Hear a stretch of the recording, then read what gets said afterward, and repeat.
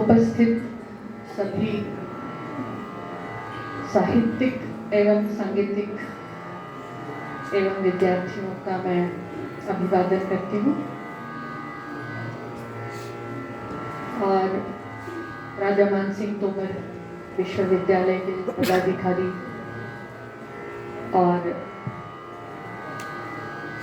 शिक्षकगण एवं सभी विद्यार्थियों,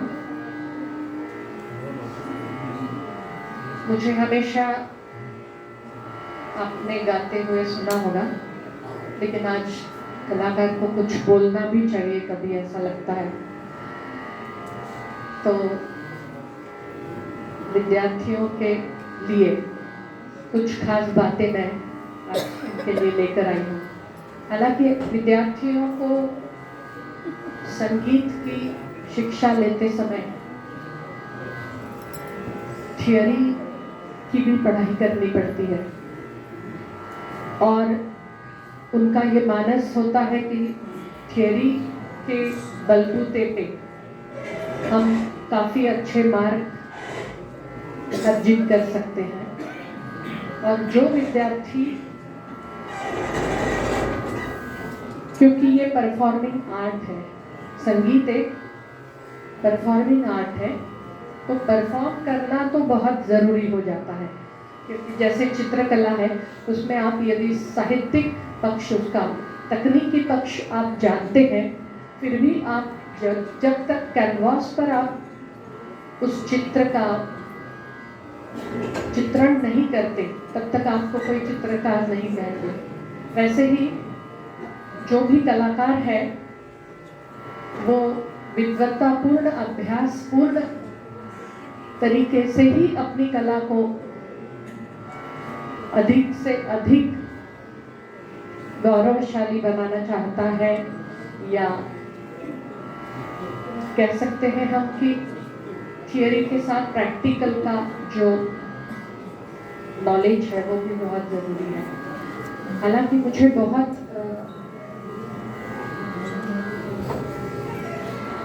ज़्यादा बोलने की आदत नहीं है, लेकिन मैं कोशिश करूँगी कि मेरा जो अभी तक का अनुभव रहा है, या जो मैं कला प्रस्तुत करती हूँ, जो मैंने सुना है, जो मैंने पढ़ा है, और आजकल जो मेरे पास भी कई विद्यार्थी सीखने आते हैं, आप लोग सभी ये विद्या का ज्ञान ले रहे हैं और आपको टेक्निकल बातें पता है, सुर क्या है, ताल क्या है, चौताल कैसे, ध्रुपद कैसे होता है, या थियोरी में भी जो कहा गया है अभी तक आपके पाठ्यक्रम में जो भी है वो आप जानते हैं। लेकिन उसके परे आप जब किसी कलाकार को सुनने जाते हैं और वो राग सुनकर या उनकी कला की जो बारीकियां समझकर आपको क्या अनुभूति होती होगी, ये अभी हमने इसके पहले वाले कार्यक्रम के अंतर्गत सुना। विनय जी को मैं बहुत, मेरा जो ये संगीत का कार्यकाल रहा तब से मैं जानती हूँ विनय जी से बहुत अच्छी मेरी, कई बार उन्होंने मेरे कार्यक्रम के अनाउंसमेंट बहुत बढ़िया तरीके से की है, बहुत अच्छे साहित्यिक है, बहुत अच्छे सुनकार है। और स्नेहा जी के बारे में जो पढ़ा भी सुना, पुस्तक पढ़ने के लिए मुझे बहुत उत्सुक हूँ मैं, क्योंकि संगीत को लिख पाना या कह पाना बहुत मुश्किल बात है। उसकी जो अनुभूति होती है उसको शब्दों में व्यक्त करना बहुत कठिन है।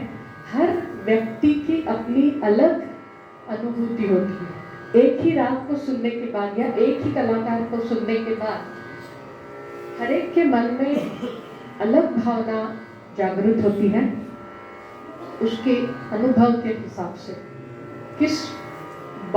किन बातों को उनके मन के तार झंकृत कर देंगे हम कह नहीं सकते। इसलिए आपको पता होगा, किसी को राशिद खान जी का गायन बहुत पसंद है, किसी को किशोरी अमोनकर जी का बहुत पसंद है, हाँ, किसी को अभी कौशिकी चक्रवर्ती बहुत पसंद है। तो एक गायकी और कहने का अंदाज और हर एक की अपनी अपनी पसंद, ये सब अलग चीज़ें हैं, लेकिन एक किसी राग का मन पर जो प्रभाव पड़ता है वो क्यों पड़ता है? आप सब जानते हैं संगीत में क्या क्या चीज़ें आपको सिखाई गई है, थियरी में भी, प्रैक्टिकल रूप से भी आपको सब पता है। लेकिन मैं एक बात शुरू करना चाहूँगी जो मेरे आज का व्याख्यान का जो विषय है, सप्त सुरन के भेद। 7 सुर आपको पता है होते हैं, लेकिन एक बात कहना चाहूँगी, मुख्य रूप से वैदिक काल में 3 ही स्वर थे। उन्हीं का उल्लेख हमको मिलता है, उदात्त, अनुदात्त और स्वरित। ये 3 ही स्वरों में पहले गायन होता था और इन्हीं से 7 सुरों का विकास हुआ है। शुद्ध, कोमल, वादी, संवादी, विवादी, वर्ज, इन्हीं सब सुरों का ये समन्वय है 7 सुरों के साथ साथ इनमें जो अर्थ छुपा हुआ है वो ही इस गायन की कला में निहित है। जो भेद है सुरों के वो मैं आपसे साझा करना चाहती हूँ। हम जो भी सुर सुनते हैं, एक तो पहली बात सुरीला होना बहुत जरूरी है। जो सुर सही सुर लगते हैं वही आनंद की प्राप्ति दे सकते हैं किसी को भी। तो सुरों को हम साध्य करना चाहते हैं, कलाकार चाहता है कि साधे सुरों को साध्य करना। अब उस साध्य करने के जो नियम है और जो हमारे प्रकांड पंडितों ने जो हमें उपलब्ध किए हैं उनके अनुभव से और उनकी जो सोच है उसके हिसाब से, तो आप लोगों तक मैं ये कहना चाहती हूँ कि 7 सुर है, 7 में से 12 सुर निकले हैं। षडज, पंचम अस्थिर है, आपको पता है। मध्यम अपनी जगह से ऊंचा उठते हैं, तीव्र मध्यम कहा जाता है। और रेग ध्वनि ये अपने स्थान से थोड़ा नीचे की ओर आते हैं तो उनको कोमल सुर कहा जाता है। ये सभी आप जानते हैं। लेकिन श्रुति एवं स्वर, इसका भेद क्या है मैं आपको बताना चाहूंगी। स्वर आपको पता है,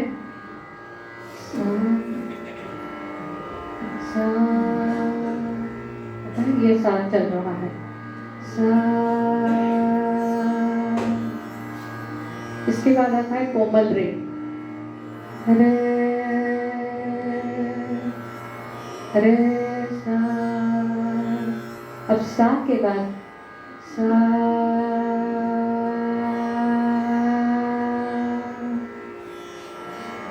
इसी सुर पर क्यों रुके हम? ये कोमल रे है और ये सा है। सा के बीच में जो सुर लगते हैं, सा से कोमल रे के बीच, वो श्रुति है।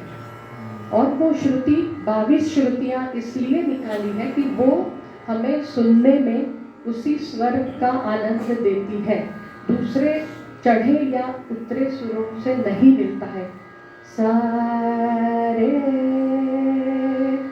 रे सा, सा रे सा, सा रे, इसके बीच का अंतर है। लेकिन वो सिर्फ कोमल रे उसी श्रुति पर क्यों अच्छा लग रहा है? और वो कोमल रे से सारे सारे सारे सारे, ये 2 सुर सुनने में अच्छे लग रहे हैं, उसी विशेष स्थान पर वो अधिक हमको आनंद प्रदान कर रहे हैं। इसलिए ये श्रुति और स्वर के बीच का जो अंतर है ये जानना बहुत जरूरी है। आपको पता है कि वो जो एक तार पर 22 श्रुतियों का जो मापदंड दिया गया है, लेकिन आपको ये पता है सा रे ग म प ध नि सा नि ध प म ग, अरे अच्छा नहीं लग रहा, म ग ये अच्छा लग रहा है, म ग रे सा रे, अच्छा नहीं लग रहा, सा रे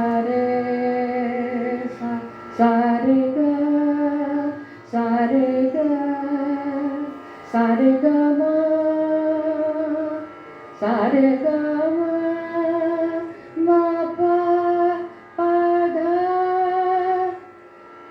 ध ध नि सा, 12 सुर। उस विशिष्ट जगह पर ही वो स्वर अनुभूति जो है वो वही दे पाता है जो उस राग के लिए आवश्यक।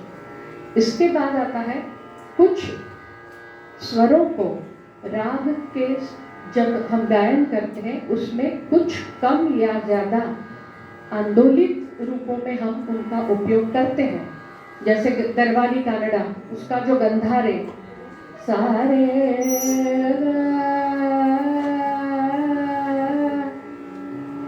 है ना, गंधार ये सारे ग रे सा, इससे नहीं होगा दरबारी। दरबारी किससे होगा, सारे ग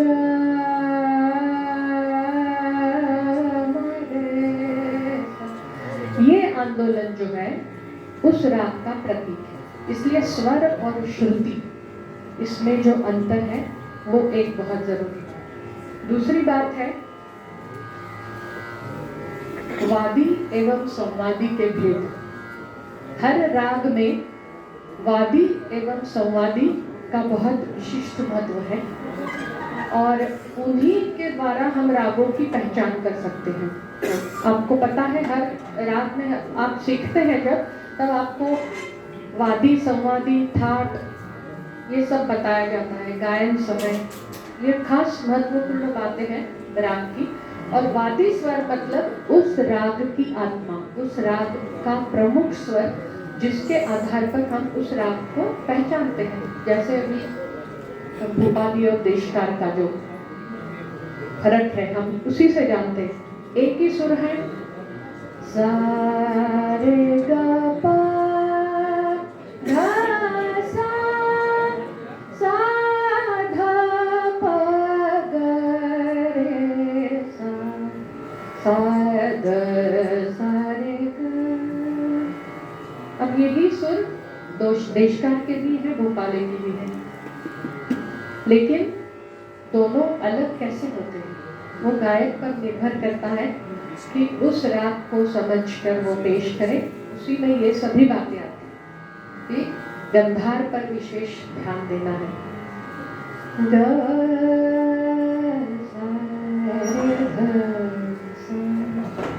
ध सा रे ग रे ग प ग रे ग सा रे ध ग रे ध सा, एकदम भोपाली क्लियर हो जाता है। सा रे ग प ध प ग प ध सा ध प। धैवतवादी है और उत्तरांग प्रधान है, तो धैवत पर ज्यादा न्यास हो रहा है। सभी हम जो फ्रेजेज लेते वो सभी धैवत पर छोड़ रहे हैं, भोपाली ने हमने गंधार पर छोड़ी। एक ही सुर दोनों रागों में होते हुए हम उनको कैसे अलग कर सकते हैं, ये वादी संवादी का काम है।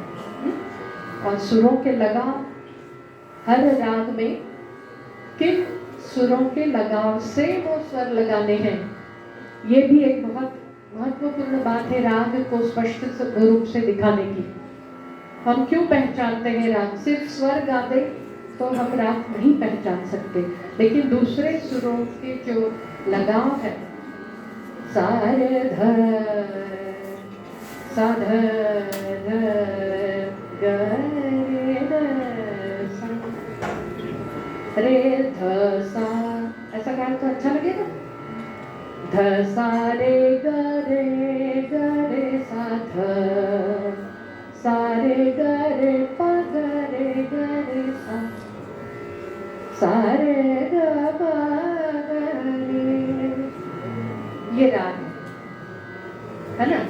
तो आप लोग इस बात को समझने की कोशिश कीजिए कि सिर्फ सुरों से राग नहीं बनता है, उसका जो दूसरे सुरों के साथ लगाव है वही आपको उस राग की प्रतिमूर्ति दिखाता है।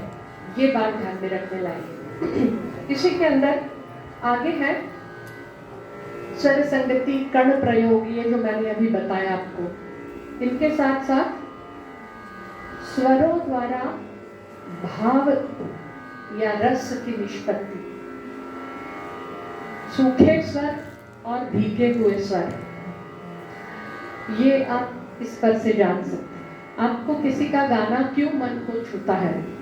क्योंकि वो भीगे हुए सुरों से गाते हैं, प्रेम भाव से गाते हैं, उन सुरों को अपनापन देकर गाते हैं और बिल्कुल करेक्ट उसकी जो श्रुति है वो लगे तभी वो सुर असर करते हैं। तो भीगे हुए स्वर और सूखे स्वर, ये एक मैं आपको बताऊंगी कि कैसे आप लोग, किसी का गाना अपने को क्यों पसंद नहीं आता है, मजा नहीं आ रहा है, ऐसा कहते हैं ना, तो क्यों मजा नहीं आ रहा है? तो उतनी गहराई से वो उन सुरों का आनंद नहीं ले रहे हैं। ऊपरी ऊपरी सतह पर गाना और गहराई से अंदर झांकते हुए गाना, ये फर्क है। सारे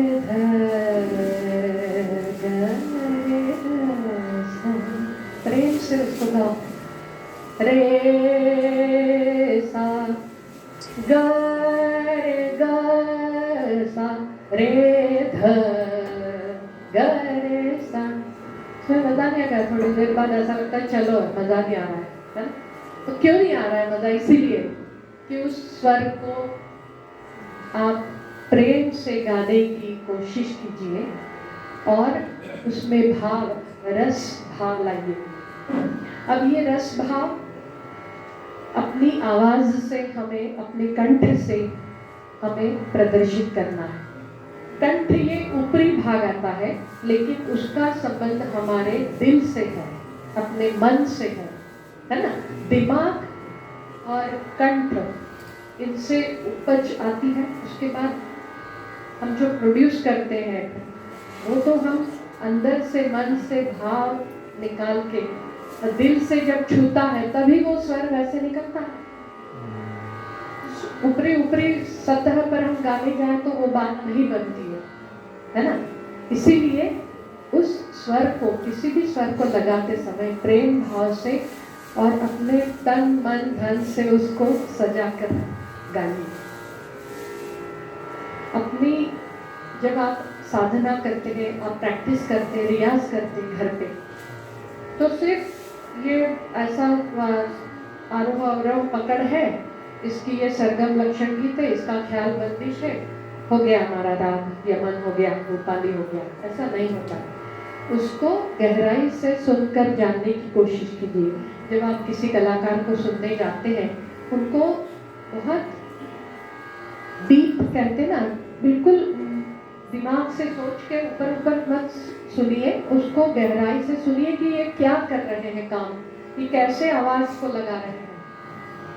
तो ये एक एक पॉइंट में इसलिए आपको बता रही हूँ कि आप टेक्निकल नॉलेज पूरा लेंगे, आप प्रैक्टिकल नॉलेज भी लेंगे, पूरे बंदिश, ख्याल, राग, तान, आलाप आपको सब आएगा। लेकिन उसके बाद इस फ्रेमवर्क के बाहर की जो बात है वो आप समझने की कोशिश कीजिए।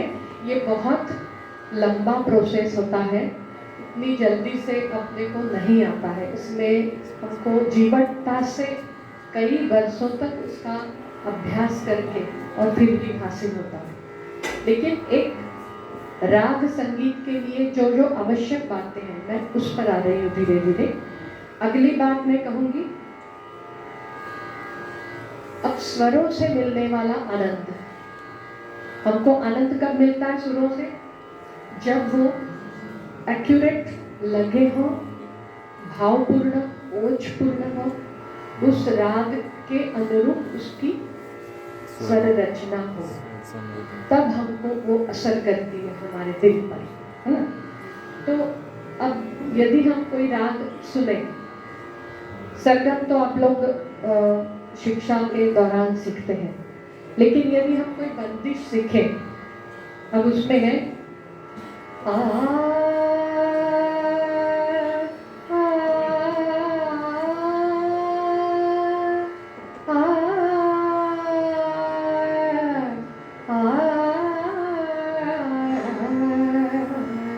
राग पहचानो कौन सा है? अब इसमें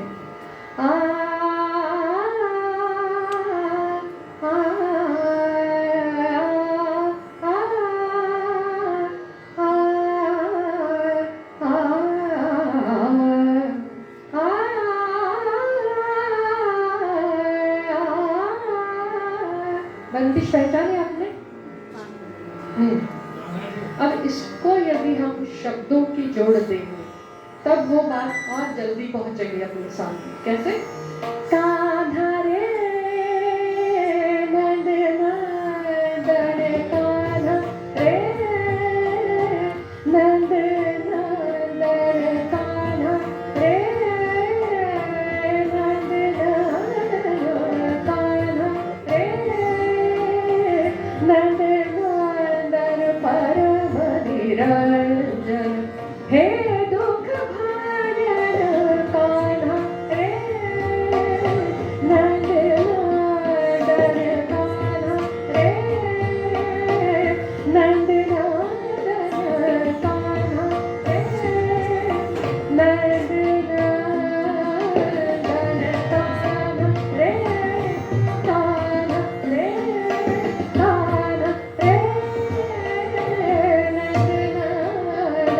कान्हा रे इसको क्या हुआ? शब्दों का आवरण मिला।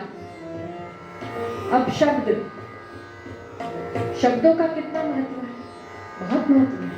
हालांकि कहते कि शास्त्रीय संगीत में तो 2-4 शब्द रहते हैं, उन्हीं को आ करके गाते रहते हैं। यदि जो ना समझ लोग हैं या जिन्होंने सुना नहीं है, जिनको संस्कार नहीं हुए, वो लोग ऐसा कहते हैं। लेकिन आप लोग जब सुनेंगे किसी का गाना, तो आप शब्दों को तो ध्यान में रखेंगे। शब्द उसमें एक और आध्यात्मिकता को जोड़ता है। कैसे? उस शब्द में निहित जो अर्थ है, उसको हम प्रदर्शित करते हैं। भले ही 2 शब्द हैं। अब इसमें कान्हा रे नंद नंदन कृष्ण का वर्णन है, परम निरंजन है दुख भंजन। कृष्ण के इस स्वरूप को देखकर हमें भक्ति भाव जागृत होता है। भक्ति भाव से हम उसको गाते हैं। हम इसको श्रृंगार रस से नहीं गाएंगे परिपूर्ण, हम उसको भक्ति भाव से गाएंगे। और उसमें क्या जोड़ हुआ? लय का, ताल का, है ना। कान्हा रे नंद नंदन कान्हा रे। अब ये क्या है? भाव आ रहा है। नंद नंदन का भाव, उसके स्वरूप का वर्णन, और लय के साथ, ताल के साथ तो गा ही रहे हैं। ताल तो मुख्य है। 16 मात्रा बज रही है, 3 ताल है, आपको पता है। 5, 6, 7, 8, 9, 10, 11, 12, 13, 14, 15, धा दिन दिन धा धा दिन दिन धा दिन दिन दिन धा धा दिन। अब इसमें लय कारी कान्हा रे नंद नंदन कान्हा रे। बंदिश में आप पढ़ोगे तब क्या आएगा? कान्हा रे नंद नंदन कान्हा रे नंद नंदन परम निरंजन हे दुख भाजन कान्हा रे। अब इसमें लय में गा रहे हैं। 16 ही मात्रा वही चल रहा है, लेकिन उसको कैसे प्रस्तुत किया जाए? कान्हा रे नंद नंदन कान्हा रे नंद नंदन कान्हा रे नंद नंदन परम निरंजन हे परम निरंजन हे दुख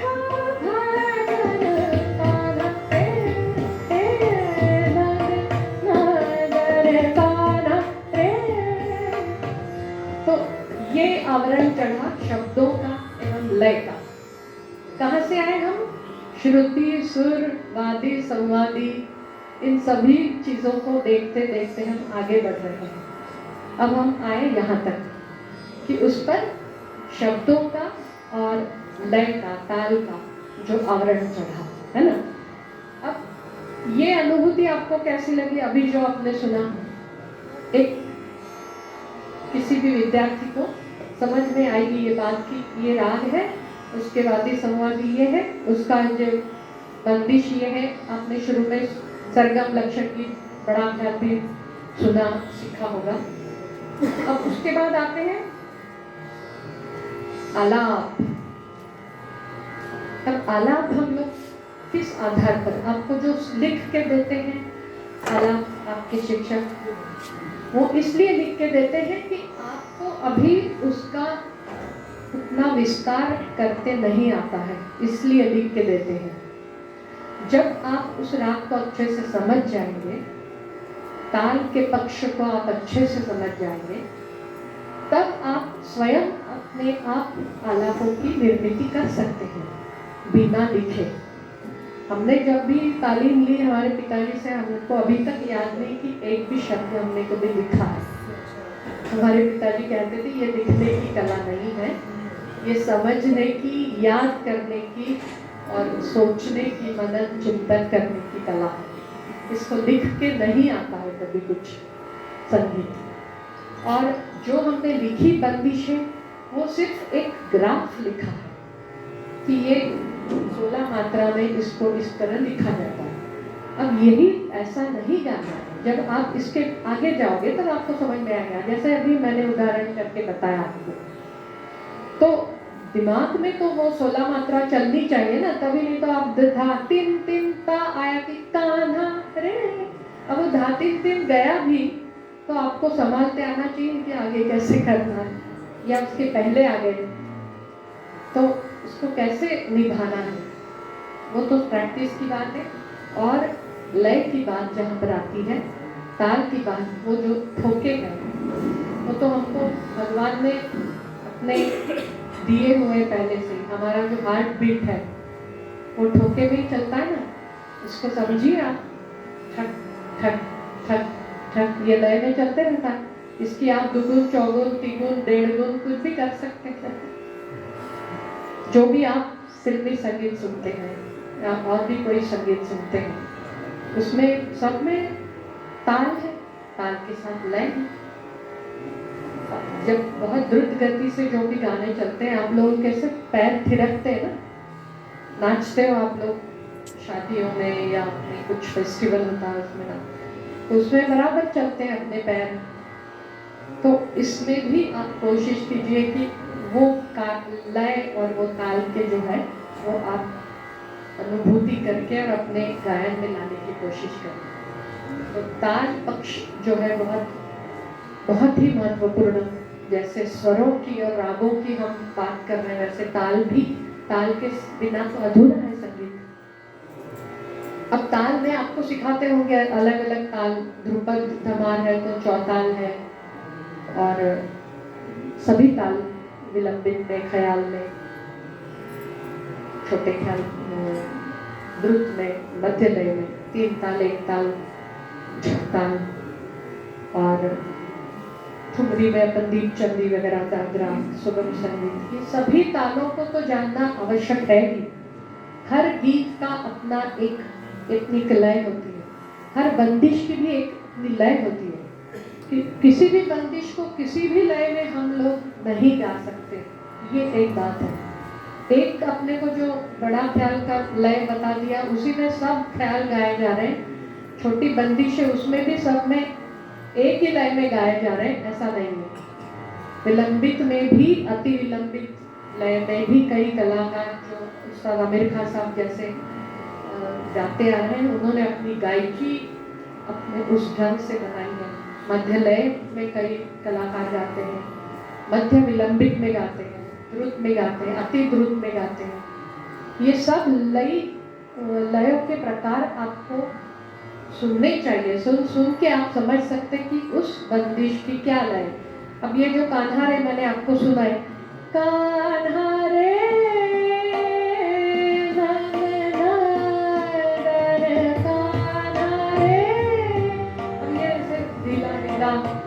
लग रहा है, ये लय नहीं है इसकी। इस लय में कौन सी गाएंगे बंदिश?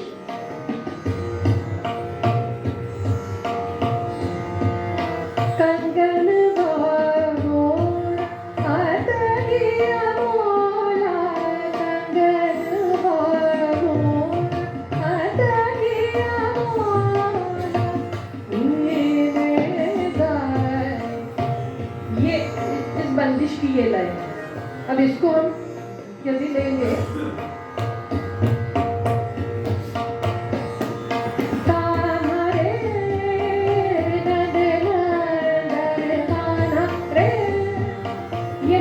बंदिश की, इसी लय में ये अच्छा लगेगा, या इससे और बढ़ा सकते हैं आप। ताना रे नंदन ताना रे नंदन ताना रे नंदन ताना रे नंदन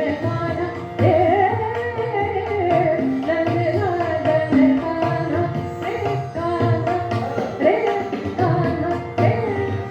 ये यदि गई अपनी सम या जो उठने की जगह है तो उसको कैसे निभाना है, ये लय का काम है, ये समझदारी का काम है।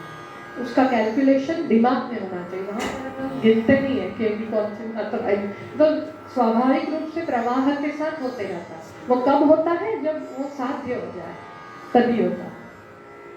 तो ताल का कितना महत्व है। उसके बाद पक्ष आता है कंठसुरा और चढ़सुरा। ये उनको कहते हैं जो कुछ हाई पिच जिनका बहुत होता है, या जो अपने गायन में बहुत सुर का गहरा अध्ययन करके नहीं गाते। तो कभी कभी तो भी लगना, तो ये तो मानवीय स्वभाव है, जीवन का एक पक्ष है कि फिजिकल भी होता है। कभी कभी कई कलाकारों के गायन में भी हम देखते कभी कभी चढ़े या उतरे लग जाते हैं, वो अलग बात है। लेकिन जो बेसिकली भी कुछ चढ़े और उतरे सुरों से ही गाते रहते हैं जीवन भर, उनको ये समझ में नहीं आती वो श्रुति एग्जैक्टली कौन सी लगनी चाहिए, कौन सी लग रही। गाने के उसमें बिल्कुल तल्लीन हो जाते हैं और चढ़े सुर लग रहे हैं, खूब उतरे सुर लग रहे हैं। तो ये बात भी एक बहुत ध्यान देने वाली बात है अच्छे संगीत की प्रस्तुति के लिए, है ना। कान्हा रे नंद नंदन कान्हा रे गाए जा रहे हैं अपने धुन में, तो ऐसा नहीं होना चाहिए। उसका बिल्कुल परफेक्ट उसका नॉलेज रख के सुर की महिमा को समझकर ही उसकी प्रैक्टिस करना चाहिए। ये रियाज करते समय, सुरों का अभ्यास करते समय ये बात बहुत ध्यान में रखने वाली बात है। बड़े ख्याल के बारे में कह रहे हैं। बड़ा ख्याल भी बिल्कुल अभी मैं ऊपर आने वाली हूँ अगले जो। उसके बाद काफू प्रयोग आपने सुना होगा, उसकी परिभाषा लिखी होगी, काफू प्रयोग किया जाता है उसमें। लेकिन वो आपने कभी महसूस किया है किसी कलाकार को गाते समय कि ये काफू प्रयोग कर रहे हैं? तो वो कब आता है काफू प्रयोग? जब इन सभी के को जानने के बाद अब गायन में क्या क्या खूबियां ला सकते हैं। अब हर कलाकार काफू प्रयोग का उपयोग करे ऐसा जरूरी नहीं है, लेकिन क्योंकि स्वाभाविक आवाज जिसकी जैसी है और जो बनाते हैं अपनी आवाज को और परिष्कृत करते हैं, वो परिष्कृत करते समय किस किस बातों को ध्यान में रखना चाहिए, उसमें एक ये काफू प्रयोग का भी एक बहुत बड़ा महत्व है। पंडित ओमकार नाथ ठाकुर जी, उनका गायन आप सुनिए, काफू प्रयोग का बहुत बेहतरीन उदाहरण। पंडित कुमार गंधर्व जी के गायन में भी हमें बहुत बार काफू प्रयोग का बहुत अच्छा प्रयोग दिखाई देता है। वो उनकी खूबी है, उन्होंने अपने गायन में काफू प्रयोग का समावेश करके एक बहुत खूबसूरती से उस अंदाज को पेश किया है। अब वो काफू प्रयोग वॉल्यूम को छोटा और बड़ा करना बहुत कठिन बातें हैं, ये बहुत अभ्यास के बाद ही वो हम साध सकते हैं। समझ सकते हैं उस बात को। आपने कुमार गंधर्व जी का गाना सुना है कभी? सुना?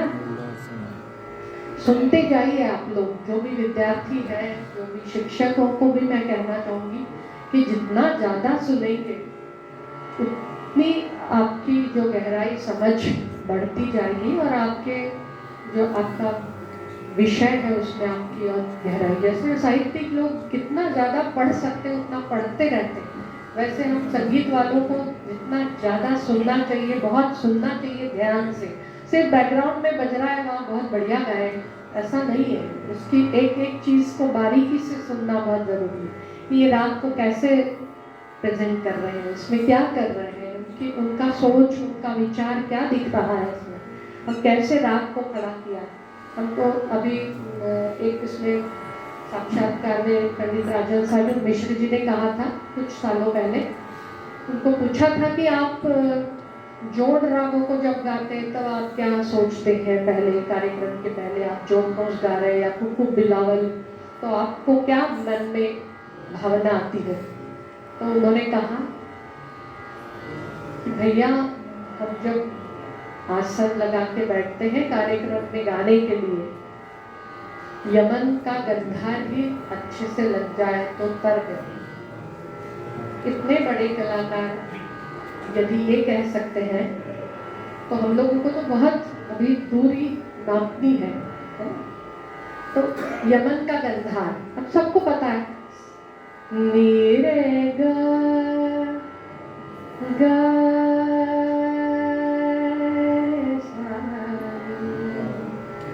धनी है ना।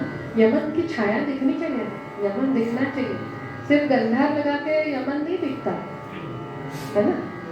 तो ये बात जो कही है, तो इतने बड़े कलाकार यदि ये कह सकते हैं कि रागों को हम नमन करके, उनको प्रणाम करके उनको बोलते हैं आप आइए, हम में संचार हो रहा है और तब हम उस राग को सही तरीके से कह सकते। ऐसे बड़े लोग कहते हैं राग बहुत बड़े हैं, कलाकार कहते हैं राग बहुत बड़े हैं, उनको ऐसा वैसा मत समझिए। अरे ये तो मैं गा ही लूँगी, यमन तो बहुत इजी है, भैरव यमन ये तो हम बहुत ही अच्छे से गा लेते। हम तो अभी चंद्रकांश और जोग कांश और हम चारुकेशी ये सब अभी हम सीख रहे, कलावती मालवी, ऐसा नहीं है। यमन भी सज जाए तो बहुत है, और कब साध्य होता है जब उसकी अंदर हम उसके अंदर झांक कर देखें कि यमन की महिमा क्या है। बहुत बड़ा राग है यमन, सबसे पहले सिखाया जाता है लेकिन सबसे बड़ा राग है। तो बड़ा ख्याल में थोड़ा सा यमन का बताते हूँ। मनीष भाई कह रहे हैं कि ख्याल के बारे में भी थोड़ा बताइए। तो बड़ा ख्याल बहुत बड़ा नाम है ना, तो बड़ा ख्याल सब सही में बड़ा ही है बहुत, उसको निभाना बहुत आवश्यक है अच्छी तरह से। वो राग को यदि रखना है आपको तो बड़े ख्याल से ही आप रखते हो। पहले आलाप जारी करने के बाद आप ख्याल में जब पहली सम आती है तभी तो मजा आता है। तो ये बात हो गई, एक बड़ा ख्याल का उदाहरण आपको देती हूँ। अब आलाप तानों से हम अपने गायन को सजाते हैं। आलाप उस राग के विविध एंगल से हम उस राग को देखते हैं, उसके कॉम्बिनेशंस करते हैं।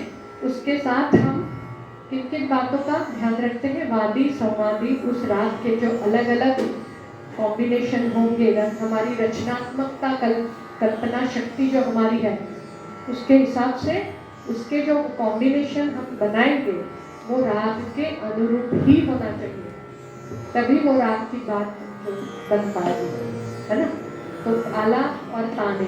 अब तान तो बहुत क्लिष्ट मानते हैं लोग। आप लोग भी तान लिख के रखते होंगे, ताने, बंदिश की, आलाप, बड़े ख्याल की ताने। तो वो लिखना एक बहुत प्रायोगिक या शुरू की बात जो है वो आपको समझने तक की बात है कि आप उसको लिख के रखते हैं। जैसे आलाप लिखते हैं वैसे ताने लिखती हैं।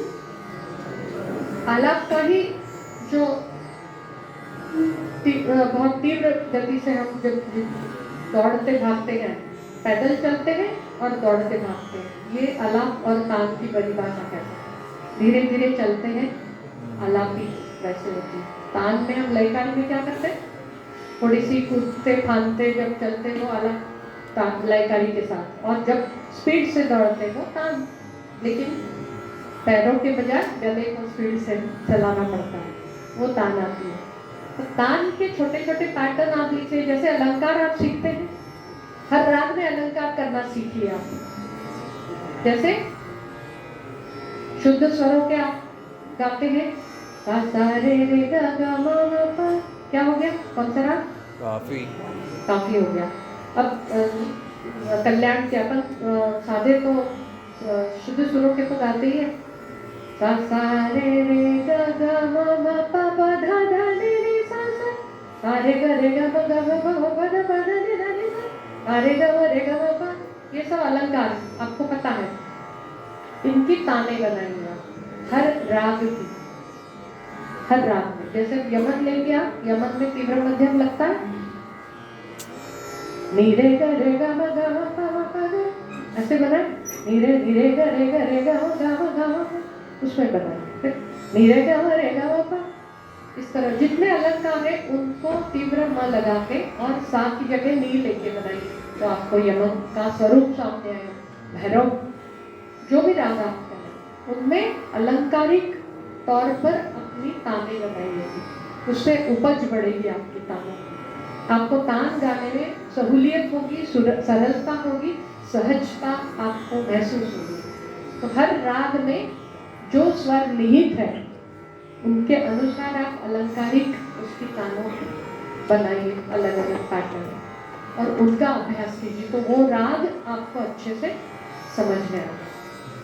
तो तानों का ये नाम है, खटका, मुर्की, गमक, मींड, ये भी बहुत महत्वपूर्ण राग को दिखाने के लिए बहुत महत्वपूर्ण चीजें हैं। मींड का अभ्यास उस पारे नीरे गा रे मा गा पारे नीरे गा रे सा धनी रे गनी गा रे सा नीरे पा मा रे मा गा। क्या किया? नीरे पा मा रे गा मा गा रे गा नी, शुद्ध मध्यम का प्रयोग किया, कल्याण है ना। तो ये जो खटके, मुर्की, नींद, ये सब को सजाने की चीजें हैं राग को, उससे सजाएंगे आप। पा मा रे गा मा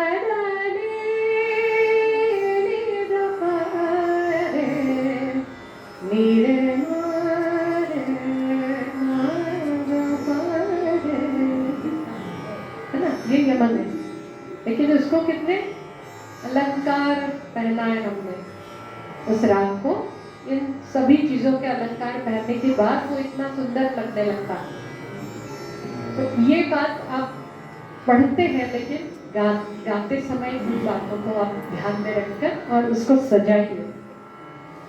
इसके लिए ये सब बातें आपको ध्यान में रखना बहुत जरूरी है। स्वरों का लगाव, पारे सा नीरे गा मा रे गा रे मा गा पा गा मा गा रे नी गा पा रे नीरे पा मा रे गा सा धनी रे गा नी गा। अच्छा लग रहा है ना सुनने में? आपकी कुछ प्रतिक्रिया नहीं आ रही है, अच्छा लग रहा है कि नहीं?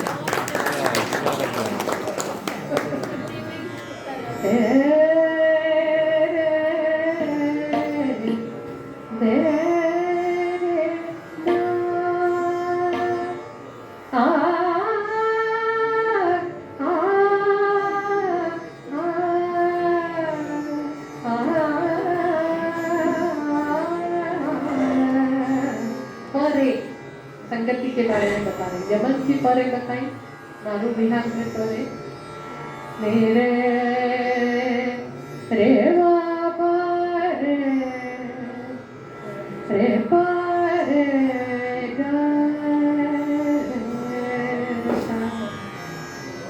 रे बाबा रे पारे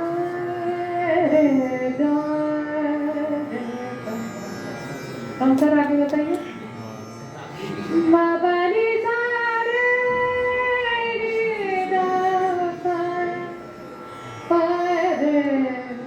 रे बाबा रे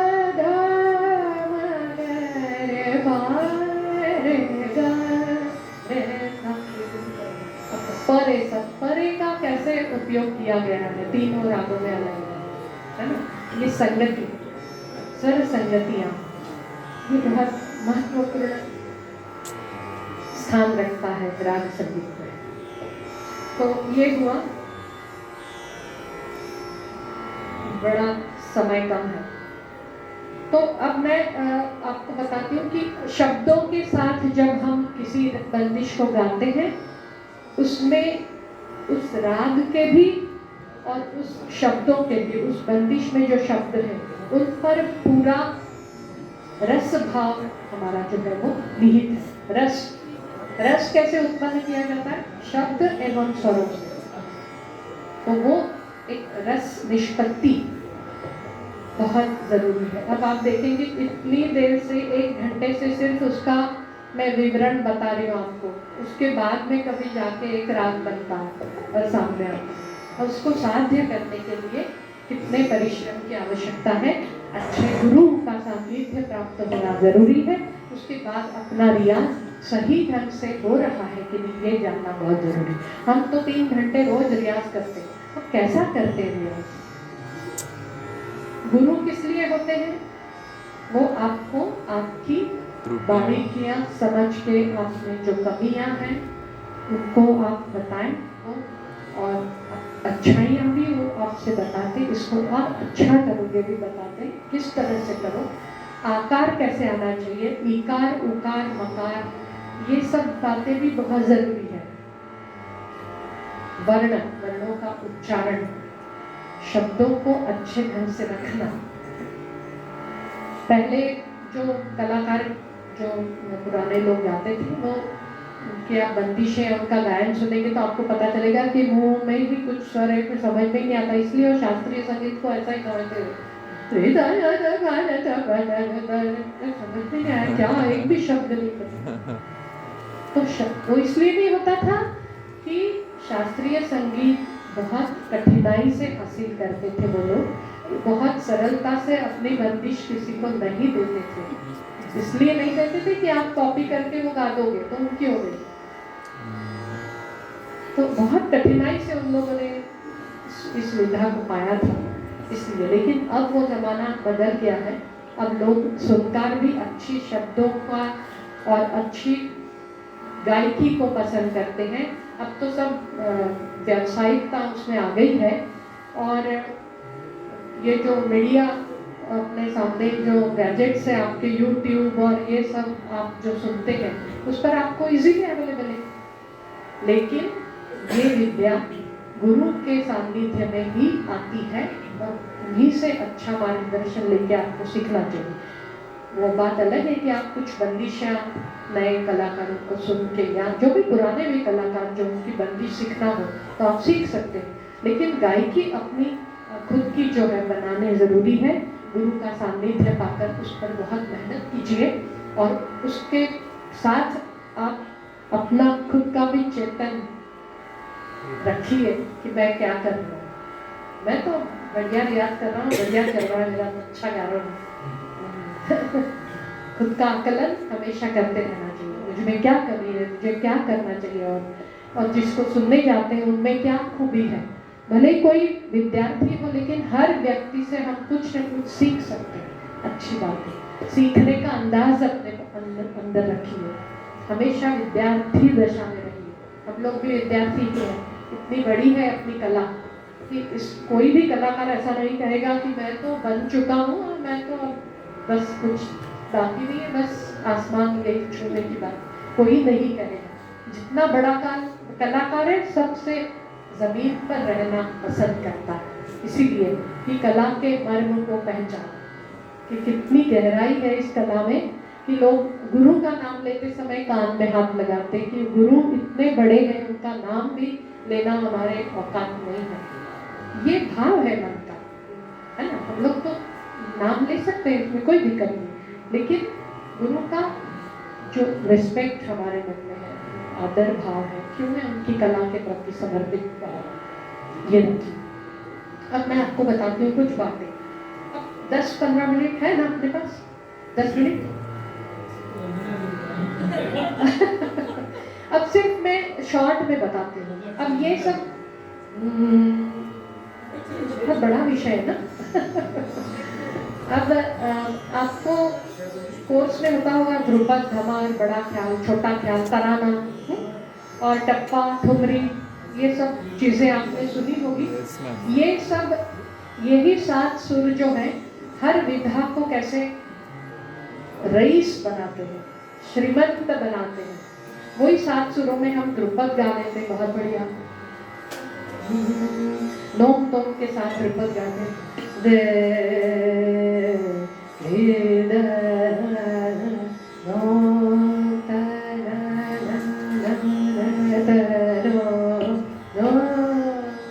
ये ध्रुपद गायकी के साथ नोम तोम हुआ। अब तो बड़ी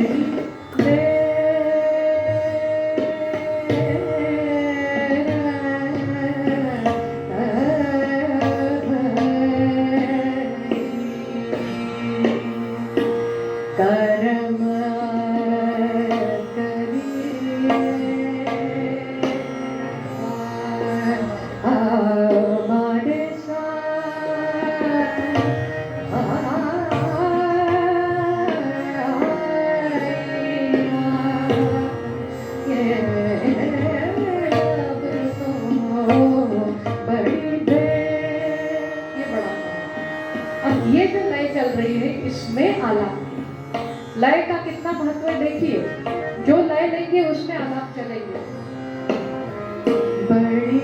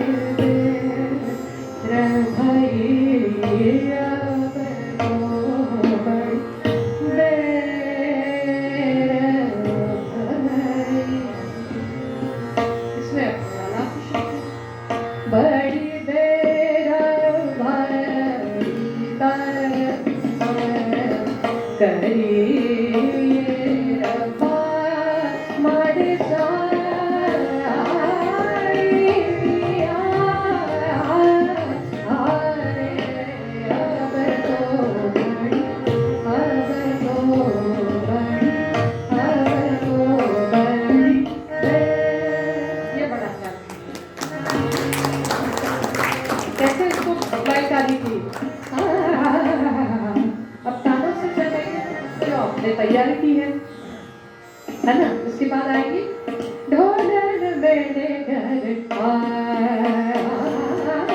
ढोलन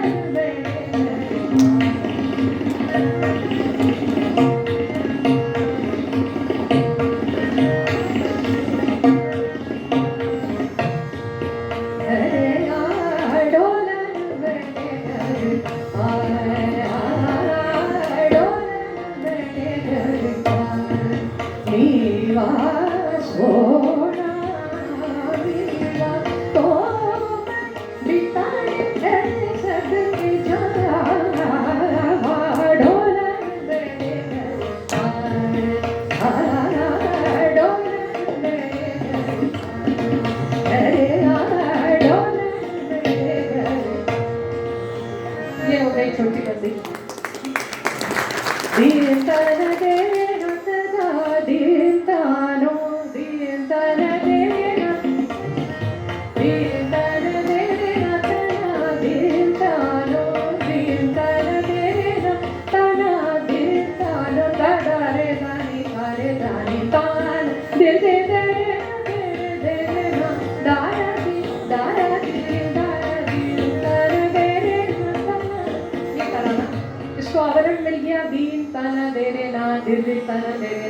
इन शब्दों का इसके साथ तराने को आप कीजिए। उसके बाद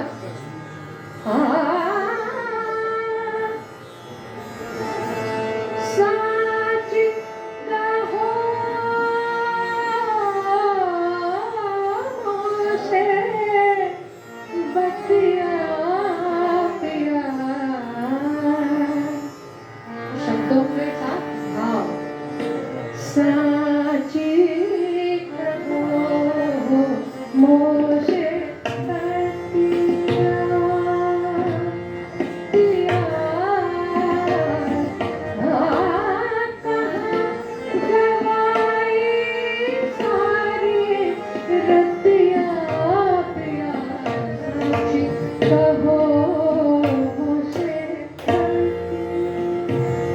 शैली बदल गई, सुर वही है, खमाज राग आ गया, उसमें क्या आया भाव पर साची कहो मोसे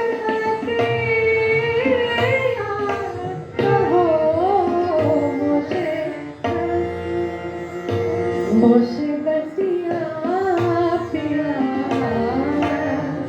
कहाँ गवाई सारी रतिया पिया कहो मुझसे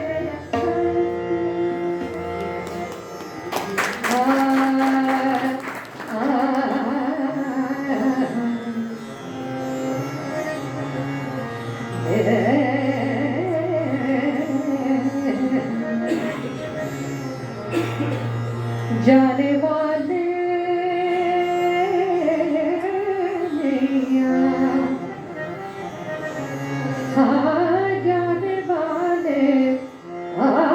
जाने वाले मियाँ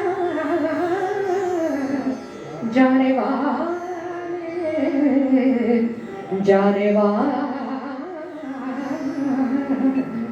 हो मियाँ जाने वाले दिल जाने वाले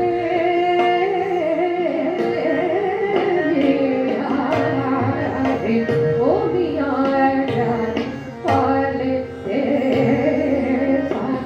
अल्लाह दी कसम तेरी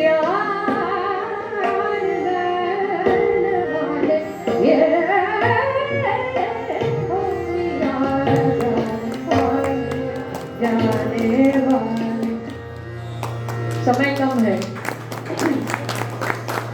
तो ये एक विधा हो गई। उसके बाद अब थोड़ी दादरा वगैरह सब है, ठोकरी बता दिया आपको। भक्ति संगीत हो गया। भक्ति संगीत तो बहुत सुनते हैं आप, भजन वगैरह सब। फिल्मी संगीत बहुत सुनते हैं। फिल्मी संगीत अच्छा संगीत, मेलोडियस संगीत जो पुराने म्यूजिक डायरेक्टर्स ने और अभी के भी जो A.R. रहमान है या शंकर महादेवन जी बहुत अच्छे गाने देते हैं। प्रीतम के कभी कभी अच्छे लगे, अच्छा सुनिए और उसका आनंद लीजिए। शास्त्रीय संगीत से सुगम संगीत तक का ये सफर, अच्छा संगीत सुनने के लिए मैं आपको प्रेरित करूंगी। सब विधाओं में अच्छी कव्वाली भी बहुत अच्छी होती, गजल भी बहुत अच्छी होती। मैं सुनाने वाली थी सब भी बातें कुछ, लेकिन अब समय की कमी है, इसलिए अभी मैं यहाँ अपनी वाणी को विराम दूंगी और आपसे यही अनुरोध करूंगी, अच्छा संगीत सुनिए, उसको अच्छे से मन लगाकर सुनिए, उसको आत्मसात करने की कोशिश कीजिए। और ये जो संगीत है हमको जो आनंद देता है वो हमारे ईश्वरीय आनंद के बहुत नजदीक आता है, उसका एक प्रशस्त मार्ग है संगीत। तो अपने जीवन को अच्छे संगीत का दर्जा बहुत अपने जीवन में दीजिए, बहुत अच्छा सुनिए और बहुत बहुत शुभकामनाएं आपको।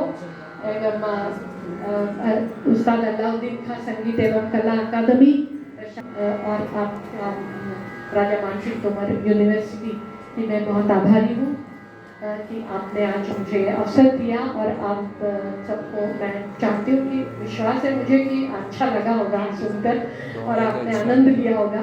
खास करके मैं कहूँगी आप सब उपस्थित हैं, बहुत खुशनसीब हूँ मैं कि आप सबके साथ मुझे आज इतना अच्छा समय सानिध्य मिला। नाहर साहब खुद उपस्थित है, आप सभी सुनने के लिए आज तशरीफ लाए, अपना समय दिया, इसके लिए बहुत बहुत धन्यवाद। साथ में मनीष जी और बंगलादेश जी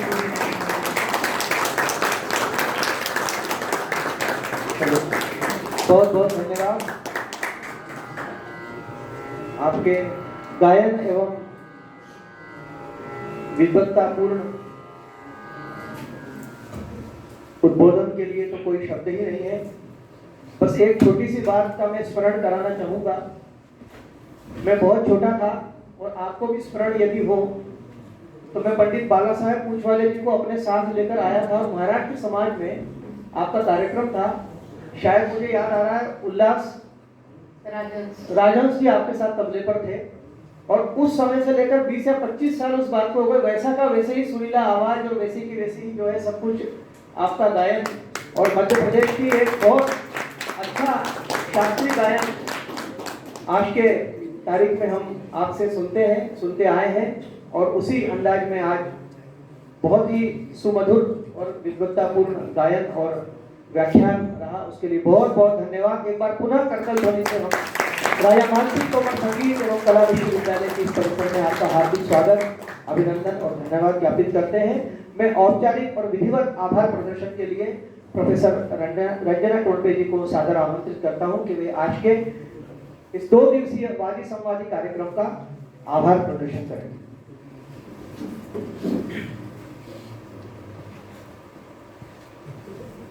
द्विदिवसीय ये जो आयोजन था वादी समाधि, जो कि अलाउद्दीन खां संगीत नाटक अकेडमी, मध्य प्रदेश शासन संस्कृति विभाग तथा जिला प्रशासन, इनका मैं बहुत बहुत धन्यवाद करती हूँ कि उन्होंने ये वादी समाधि कार्यक्रम हमारे विद्यार्थियों के साथ और हमारे विश्वविद्यालय में आयोजित कर और हमारे विद्यार्थियों को बहुत लाभान्वित किया है।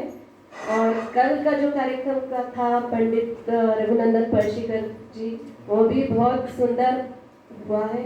और आज का तो ताई का कार्यक्रम तो बहुत ही यानी विद्यार्थियों के लिए इतना उपयोगी और विद्यार्थियों ने उनसे प्रेरणा लेना चाहिए और उन्होंने जो भी बातें बताई हैं उसको अपने आत्मसात करना चाहिए। साथ ही में आज हमारे परिसर में जो कमिश्नर नगर निगम पधारे थे, संभाग आयुक्त दीपक सिंह जी, उनका भी मैं धन्यवाद करती हूँ कि वो अपने व्यस्ततम समय में हमारे बीच आए हैं। और इसका पूरा श्रेय हमारे विश्वविद्यालय के कुलपति जी प्रोफेसर पंडित साहित्य कुमार नारद जी है कि उन्होंने उनको हमारे बीच ला और उन्होंने जो सौगात दी वो भी बहुत बड़ी उपलब्धि हमारे लिए कि साड़ा में हमको एक बहुत बड़ा ऑडिटोरियम प्राप्त होने वाला है और नेक्स्ट वादी समाधि जो होगा अगले साल वो वहीं पर आयोजित करेंगे। और हमारे कुलसचिव जी जो लगातार हमको मार्गदर्शन देते हैं और कुलपति जी भी प्रेरणा देते हैं, उन सभी का मैं बहुत बहुत धन्यवाद करती हूँ। साथ आज के जो संगतकार है डॉक्टर मनीष करवेड़े और कमरेडे जी, उन्होंने भी आज बहुत सुंदर संगत की है, उनका भी धन्यवाद है। आदित्य जी जो लगातार तानपुरे पर बैठी रहे, उसको भी मैं आशीर्वाद देती हूँ। और हमारे बीच जो भी शिक्षक गण आए, वीणा जी आई है और कड़ोतिया जी खुद यहाँ पर अभी आए हुए हैं, उनका भी धन्यवाद। बाकी जितने भी हमारे श्रोतागण हैं, विद्यार्थी हैं, सभी का धन्यवाद। और हमारे पत्रकार गण और जितने भी हमारे तंत्र अलाउद्दीन खां संगीत अकेडमी के डॉक्टर विनय उपाध्याय जी और जो निर्देशक डॉक्टर श्री जयंत भिसे जी, साथ ही उनके जोशी जी आए थे, श्रीपाद जोशी जी संस्कार भारती से हमारे बीच उपस्थित थे। मैं शायद अभी जो उपस्थित है उनका नाम ले पा रही हूँ, कुछ नाम जो भी भूले होंगे, उन सभी का बहुत बहुत हार्दिक धन्यवाद करती हूँ। और आप सब लोग इतने बड़ी संख्या में उपस्थित हुए और बड़ा कार्यक्रम चल रहा है तानसेन का, उस बीच भी यहाँ पर आए, सबका बहुत बहुत धन्यवाद। नमस्कार।